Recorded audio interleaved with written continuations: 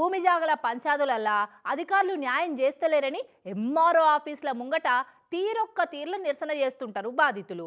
కొందరు ఎద్దులను పట్టుకొచ్చి నిరసన చేస్తే ఇంకొందరేమో పెట్రోల్ సీసాలు పట్టుకొస్తారు, ఇంకొందరేమో పురుగుల మందు డబ్బాలు పట్టుకొచ్చి నిరసన చేస్తుంటారు. అయితే ఆ ఏపీ సత్యసాయి జిల్లాలో ఒక రైతన్న మాత్రం ఇదివరకు ఎన్నడూ ఎవ్వరు చేయని తీర్లా రైటిగా నిరసన చేసిండుల్లా. చూడురి ఎట్లనో.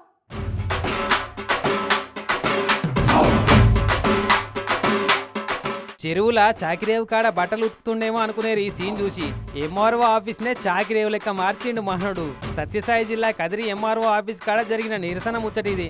కాలసముద్రం అనే ఊళ్ళో ఉండేకి గంగులప్ప అనే రైతన్న తన భూమిని కొలతలేసి పాస్బుక్ ఇయ్యమని ఏళ్ల సంధి తహసీల్దార్ ఆఫీస్ చుట్టూ తిరుగుతున్న దేక్తలేరట. 50,000 నా దోస్తుకు మించి ఇవ్వాలంట. నా దోస్తు 40,000 ఇచ్చినాడు. నా దోస్తు నుంచి ఇస్తే నాకు సర్వే చేస్తాడు. ఏం గంగిలప్ప, మీ దోస్తు 40,000 ఇచ్చిండు, నువ్వు 50,000 ఇస్తేనే నీ పని అవుతుంది అని తమాషే ఎత్తున్నారట.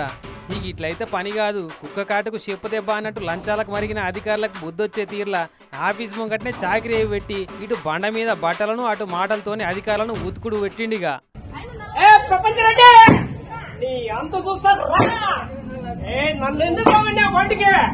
ఆగో ఎవలో ప్రపంచరెడ్డి అట.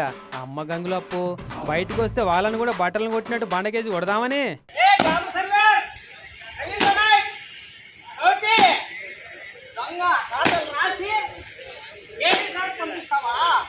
కానీ స్వాతంత్రం మా జన్మ హక్కు అని వెనకట జాతీయ నాయకులు నినాదాలు ఇచ్చినట్టు లంచం తీసుకున్నాడు మా జన్మ హక్కు అన్నట్టే చెప్తున్నారు కదా అధికారులు. చల్లకుండా ఏడ చూసినా అట్టనే మోపైతుర్రు.